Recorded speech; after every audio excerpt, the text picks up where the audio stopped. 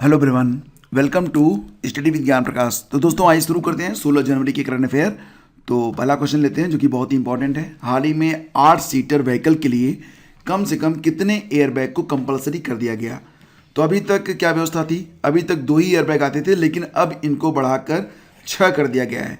हाल ही में इस बात की घोषणा हमारे सड़क परिवहन और राजमार्ग मंत्री नितिन गडकरी जी के द्वारा की गई है।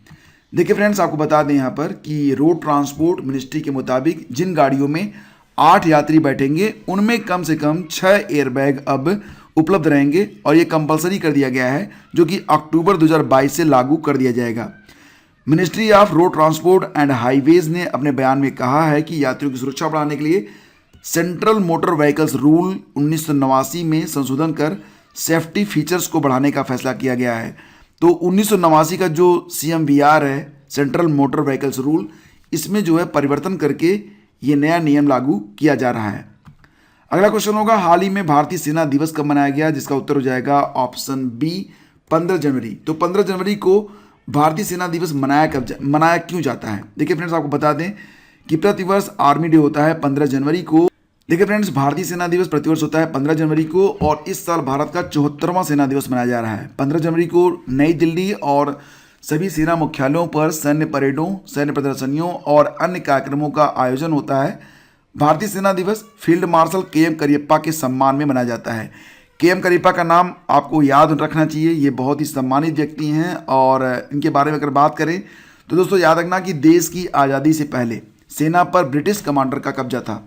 साल 1947 में देश के आज़ाद होने के बाद भी भारतीय सेना का अध्यक्ष ब्रिटिश मूल का ही होता था। साल 1949 में आज़ाद भारत के आखिरी British commander in chief general Francis butcher थे और उनकी जगह पर आए थे भारतीय लेफ्टिनेंट जनरल KM करियप्पा। तो आज़ाद भारत के पहले भारतीय सैन्य अधिकारी थे lieutenant general KM Cariappa. Bharat Pakistan के बीच हुए युद्ध में उन्होंने ही भारतीय सेना का नेतृत्व भी किया था। बाद में करियप्पा फील्ड मार्शल भी बने थे और उन्हीं के सम्मान में प्रतिवर्ष 15 जनवरी को मनाया जाता है भारतीय सेना दिवस। अब दोस्तों बात है इंपॉर्टेंट डेज की, तो आइए रिवीजन करते हैं जनवरी के कुछ महत्वपूर्ण दिवस जो कि परीक्षा में पूछे जा सकते हैं। जैसे कि 1 जनवरी को मनाया गया था वैश्विक परिवार दिवस, 4 जनवरी को ब्रेल दिवस, 6 जनवरी को युद्ध अनाथों का दिवस, 9 जनवरी को प्रवासी दिवस, 10 जनवरी विश्व हिंदी दिवस और विश्व हास्य दिवस, 11 जनवरी को लाल बहादुर शास्त्री पुण्यतिथि और 12 जनवरी को क्या मनाया गया था? युवा दिवस। स्वामी विवेकानंद का जन्मदिन होता है, जयंती होती है। 23 जनवरी को होगा पराक्रम दिवस और इस साल ये याद रखना कि 2022 में जो गणतंत्र दिवस होगा उसकी शुरुआत 23 जनवरी से होगी। अभी तक 24 जनवरी से हो रही थी, लेकिन अब 23 जनवरी से होगी। पराक्रम दिवस नेताजी सुभाष चंद्र बोस की जयंती पर मनाया जाता है। 24 जनवरी को होगा बालिका दिवस, इसी दिन मनाया जाता है उत्तर प्रदेश दिवस भी, तो ये भी आपको याद रखना है। और इसी के साथ 25 जनवरी को होता है वोटर्स डे और 30 जनवरी शहीद दिवस। तो महात्मा गांधी की पुण्यतिथि होती है 30 जनवरी को, ये भी आपको याद रखना है।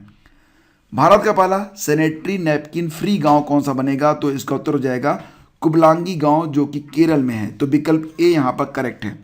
देखिए फ्रेंड्स, अभी तक क्या था कि जो सैनिटरी नैपकिन्स होते थे वो बांटे जाते थे, लेकिन इस गांव में जो कि कुबलांगी गांव है, इस गांव में मासिक धर्म के लिए जो ये मेंस्ट्रुअल कप होते हैं ये बांटे जाएंगे। ठीक है, तो गांव में 18 साल से ज़्यादा उम्र की महिलाओं को 5000 विशेष मेंस्ट्रुअल कप बांटे गए हैं।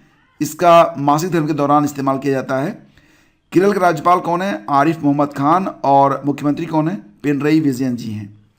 ग्लोबल प्राइवेट बैंकिंग अवार्ड्स 2021 में भारत के किस बैंक को सर्वश्रेष्ठ निजी बैंक के रूप में नामित किया गया है? तो इसका उत्तर ये क्या हो जाएगा?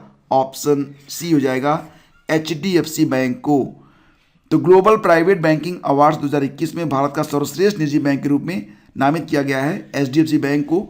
इसके वर्तमान में CEO हैं श्रीधर जगदीशन। हेडक्वार्टर मुंबई में है और स्थापना हुई थी 1994 में अगस्त के महीने में।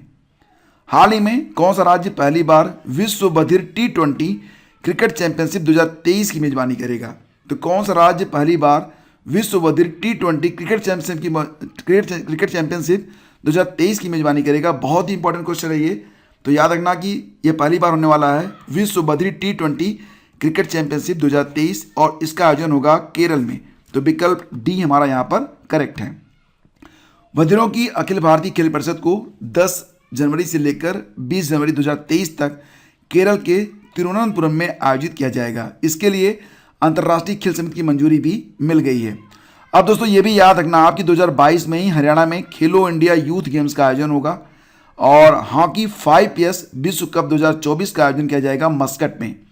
आईसीसी वर्ल्ड टेस्ट चैंपियनशिप 2021 का आयोजन हो रहा है इंग्लैंड में और आईसीसी पुरुष T20 विश्व कप 2021 यूएई और ओमान में खेले गए थे। विजेता रहा ऑस्ट्रेलिया। हाल ही में अमेरिकी सिक्के पर दिखाई देने वाली पहली अश्वेत महिला कौन बनी है? तो इनका नाम है माया एंजेलो, यानी कि विकल्प सी यहाँ पर करेक्ट है। देखिए फ्रेंड्स, सिक्के पर एक तरफ माया एंजेलो हैं और एक बाज के साथ हैं वो, दूसरी तरफ है अमेरिका के पहले राष्ट्रपति जॉर्ज वाशिंगटन। माया एंजेलो एक जानी मानी साहित्यकार भी हैं और उन्होंने जो अपनी बायोग्राफी लिखी है उसका नाम है I know the caged bird sing. I know the caged bird sing. हाल ही में आपको याद होगा कोलिन पावल जो कि अमेरिका के पहले अश्वेत विदेश मंत्री थे, ये प्रश्न एग्जाम में भी आया था, अभी यूपी की एक परीक्षा में आया था ये, तो इनका निधन हो गया है। और ये भी याद रखना कि सराय खुमेलो का नाम माउंट एवरेस्ट पर चढ़ने वाली पहली अश्वेत महिला हैं, ये साउथ अफ्रीका से हैं। और कमला हैरिस अमेरिका की पहली अश्वेत महिला राष्ट्रपति बनी है, तो ये भी याद रखना आप। हाल ही में भारत में सबसे पसंदीदा यूपीआई लाभार्थी बैंक कौन सा बन गया है? तो इसका उत्तर हो जाएगा पेटीएम पेमेंट बैंक, तो विकल्प बी इसका करेक्ट है। अब पेटीएम पेमेंट बैंक की बात हो रही है, हेडक्वार्टर इसका नोएडा में है। सीईओ और एमडी हैं सतीश कुमार गुप्ता, अध्यक्ष कौन है? विजय शेखर शर्मा है। रिजर्व बैंक ने पेटीएम बैंक को अनुसूचित बैंक का दर्जा दिया था अभी कुछ दिन पहले, आपको याद होगा। और पेटीएम ने पहली बार कश्मीरी गेट मेट्रो स्टेशन पर फास्टैग आधारित पार्किंग सुविधा भी शुरू की थी, तो ये भी रिवीजन के लिए बहुत इंपॉर्टेंट है, ये प्रश्न भी एग्जाम में आ सकता है। हाल ही में इसरो ने गगनयान मिशन के लिए क्रायोजेनिक इंजन का कहाँ से सफल परीक्षण किया है? अब ये पॉइंट जरूर नोट करिएगा आप लोग कि हाल ही में इसरो ने गगनयान मिशन के लिए क्रायोजेनिक इंजन का पहला जो सफल परीक्षण किया है वो किया गया है महेंद्रगिरी तमिलनाडु से। ठीक है, तो तमिलनाडु के महेंद्रगिरी से इसका सफल परीक्षण किया गया है। और गगनयान क्या है फ्रेंड्स? तो देखिए, भारतीय अंतरिक्ष अनुसंधान संगठन ने तमिलनाडु के महेंद्रगिरी में इसरो प्रणोदन परिसर प्रोपल्सन कॉम्प्लेक्स में गगनयान कार्यक्रम के वास्ते 720 सेकंड की अवधि के लिए क्रायोजेनिक इंजन का गुणवत्ता परीक्षण किया, जो कि सफल रहा। बेंगलुरु स्थित एजेंसी ने कहा कि बुधवार को हुआ इंजन का प्रदर्शन परीक्षण के उद्देश्यों के अनुरूप रहा। इसरो पहला मानवयुक्त अंतरिक्ष यान जो होगा इसका नाम है गगनयान, यह याद रखना। तो गगनयान को लॉन्च करेगा जो कि मानव से मतलब उसमें आदमी भी जाएंगे। और इसरो ने गगनयान के लिए विकास इंजन का भी सफल परीक्षण किया था, ये भी आपको याद होगा, कुछ दिन पहले करंट अफेयर में मैंने आपको पढ़ाया था। इसरो के जो नए अध्यक्ष बने हैं के सिवन की जगह आ गए हैं यस सोमनाथ। और इसरो की स्थापना तो आपको याद ही होगा 15 अगस्त 1969 में हुई थी, कहाँ पर? बेंगलुरु में। हाल ही में पूर्वोत्तर राज्यों की संस्कृति को बढ़ावा देने के लिए किसने नॉर्थ ईस्ट ऑन व्हील्स अभियान को शुरू किया है? नॉर्थ ईस्ट ऑन व्हील्स अभियान, इसको शुरू किया गया है मीनाक्षी लेखी के द्वारा। ठीक है, मीनाक्षी लेखी जी के द्वारा इसे स्टार्ट किया गया है। मीनाक्षी लेखी जो कि संस्कृति राज्य मंत्री हैं, तो संस्कृति राज्य मंत्री मीनाक्षी लेखी ने पूर्वोत्तर राज्यों की संस्कृति को बढ़ावा देने के लिए नई दिल्ली में नॉर्थ ईस्ट ऑन व्हील्स अभियान को स्टार्ट किया है। आज़ादी का अमृत महोत्सव के उपलक्ष्य में बाइक अभियान होगा ये, और इस साल 6 से 16 अप्रैल के बीच निर्धारित किया गया है ये स्टार्ट होगा। इस अभियान में भाग लेने वाले 75 बाइकर्स का चयन देश भर से किया जाएगा और वे 6 समूहों में पूर्वोत्तर क्षेत्र में लगभग 9000 किलोमीटर की दूरी को तय करेंगे।